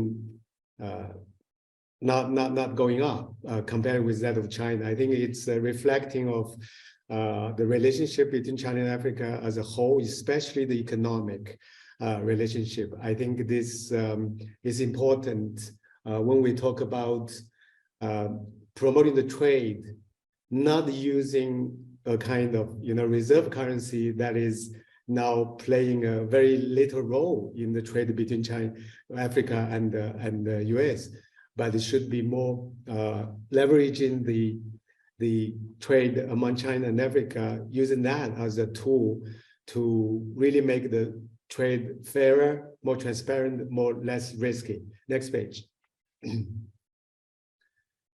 So the two slides I pinched from the internet, and of course I have to claim who did this. It's a consulting company. Very interesting is what's Zhejiang trade with Africa is mostly, as you can see, the bottom two bars. It's raw materials. Okay, these are metal, the minerals, and the export to Africa is consumer products, especially the textile and plastic and electronics and so on. So these two type of goods trades are incredibly complementary. So I think right now the importing is a little bit less than the export. So there is a trade deficit, which means that they, if you look at the next page, next page, you'll see the China and Africa's trade is focused in two countries, Congo and South Africa. Many other countries are not being leveraged. So I think the import volume should increase, tremendously, because there is so many countries. This China-Africa trade has not been really touched. This slide is shows that the China-Africa trade for Zhejiang is quite level right now. So this past 6 years, I think there is a lot of work that can be done to do the importing. So how can we improve the import of the Africa's produce and the goods? This is, I think, what we're trying to focus. Exporting in China, of course, China is the manufacturing center of the world. So there's plenty of goods. The problem to improve the trade is probably we have to figure out how to improve the affordability or the foreign exchange or the money that African country can use to purchase. So that is the focus of this study. Next page, please. So just a word of ECNY. I think, the reason we bring this up is because today the world trade is done through the bank account, SWIFT, and dollar. So with the introduction of digital currency, central bank digital currency, there's a new network of payment rails, and new ways of settling the trade. And because all the currencies, every country has its own legal tender, are digitized, so they improve the chance of efficiency and the risk management of the bilateral kind of currency change instead of using a third party's reserve currency. Of course, it's easy said and done. Okay, so next page. So these are some facts about central bank digital currency. Many countries are now adopting the same model. It's a form of cash. It coexists with other M0, for example, checking account and your cash. And it is a diversified form of cash to make it easy. For example, cross-border trade, it will be very difficult with cash, right? Using the banking system also has its shortcomings. Now, People's Bank of China has been working with multiple countries, Thailand and other, I think it's United Arab Emirates, to experiment with central bank digital currency as a new payment network, and makes the alternative to today's only system, which is SWIFT, dollar, and bank accounts. Okay, so next page. So one of the problems we find out from the BRICS study was that the 4 countries, the 5 countries, I think here I don't see South Africa because the data probably not adequate, but it's many of the challenges is the trade is because of the data system are not interoperable, have barriers because of these data laws. So what we have to do is to figure out a very trustworthy way among the 5 countries, or the studies done for the 5 countries, so that we can standardize ways to make the logistic data, the payment data, the custom data, and all of the tax data, all of those things standardize and make it easy. This is the way that we have to go about to making sure that the trade barriers gets small. These are technology and administrative barriers, and this is what we try to do using central bank digital currency to address this issue. Next page, please. So what we are trying to do is to use blockchain and digital currency technology to completely kind of migrate or provide, at least in the beginning, alternative of today's trade, payment, and the finance system. So I won't go into too much detail. So the idea is using central bank digital currency, using blockchain, using what is called the goods that's being traded. For example, letter of credit, right? That's letter of credit is actually the proof of ownership of the goods, in a sense, because the banks pay for the trade, therefore they own the goods during that period of time. So that's a very good tool where we can further digitize and financialize. So this is what this study is about. Next page, please. And what's next? So the BRICS results about how to use CBDC to improve the trade among the 5 countries are being incorporated in the G20 policy recommendation. So I think the same thing can be, the same study can be done in probably just China and Africa continent as a whole, because this, we know Africa is beginning some kind of East Africa currency zoom, right, or West Africa currency zoom. So there is this type of digitization, digital currency efforts going on. And I think the same kind of study should apply to China and Africa. This is what we should do in this center. And secondly, we're actually doing some underground work with Jinhua Yiwu free trade zone. With import and export, letter of credit, we try to, financialize it using blockchain and decentralized financing tools.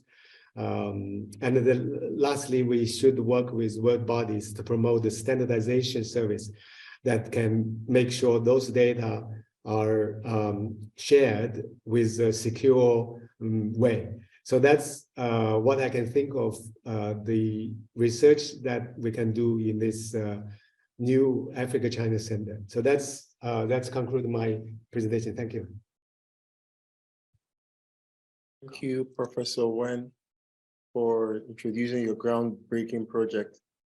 Next, we have our first MOU signing ceremony at ZIBS China-Africa Center between the center and IDANA's lab. Professor Ben, Shengli, and Irene would do us the honor. Thank you very much, Obi, and also thank you, everybody who have spoken, from our friend Maurice Jaya, and obviously I just heard David. David is a world-class expert in digital currencies, and I'm delighted that he's sharing the research input with our friends here.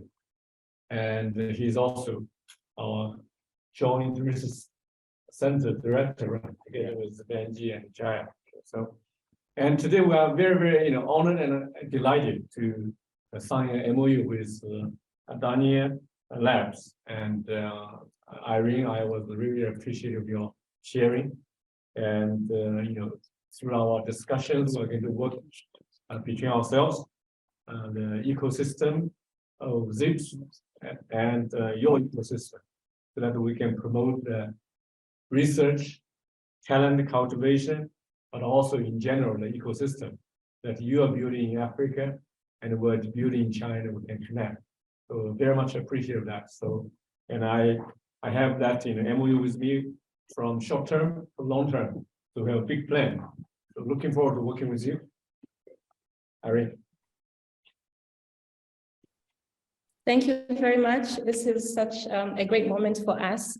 We've spent the last 3 years building an ecosystem of technology startups and talent on the continent.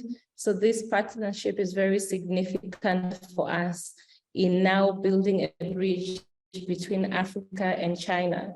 And the timing could not be right. So we're very excited.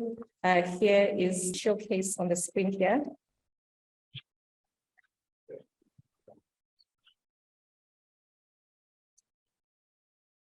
If you can allow me to share my screen. There it is. That's great. I'll clap. Hey. Great. Thank you.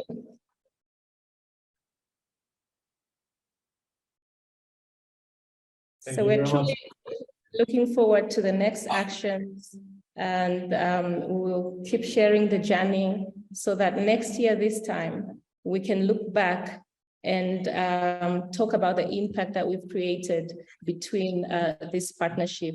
Adenian Labs is very action-driven. We only know how to do things. Like I said, our mission is to actuate the tech revolution on the continent from Africa to the world. And this is such a significant moment for us. Thank you so much. Thank you, Irene. And thank you, Irene and Professor Ben. That was lovely to see. For the last segment of this event, I would like to invite Lu Yi, the Secretary General of ZAFT, and Assistant Dean of FIRST. Welcome. 尊敬的潘胜林院长，尊敬的各位嘉宾，很荣幸今天能参与见证 ZIBS 中非中心的成立。非常感谢各位嘉宾对我们这场活动的各种支持，也谢谢奔院长给我发言的机会。我先仅代表主办方浙江大学国际联合商学院 ZIBS、浙江数字金融科技联合会 ZAFT 和北京前沿金融监管科技研究院 FIRST 对本次活动的顺利召开表示祝贺。非洲国家与中国的关系源远流长，基础坚实。此前，无论是 ZIBS 还是像我所在的 ZAFT 等生态机构，组织开展了多次中非金融科技论坛等行业交流、企业调研和考察活动。今天 ZIBS 中非中心的成立，让非洲国家与中国的关系又进了一步，让非洲国家与 ZIBS 生态的关系又紧密了一些。接下来，我们将借助 ZIBS 中非中心这一桥梁平台，继续开展更多样化的中非对话，探索更有意义的中非合作，积极助推中国与非洲国家在教育、运营、投资和金融等领域的学术和商业合作与发展，更好地促进和推动中非经贸合作等。作为 ZIBS 生态的一员，我和我的同事们都非常期待，并也将为此做出不懈的努力。最后，再次感谢各位嘉宾的莅临。我宣布今天活动到此结束，谢谢。Thank you， 谢谢。Thank you everybody。This concludes our evening. We would like to thank everyone who participated in this event and made it possible. Congratulations to ZIBS China-African Center. Thank you all. Thank you.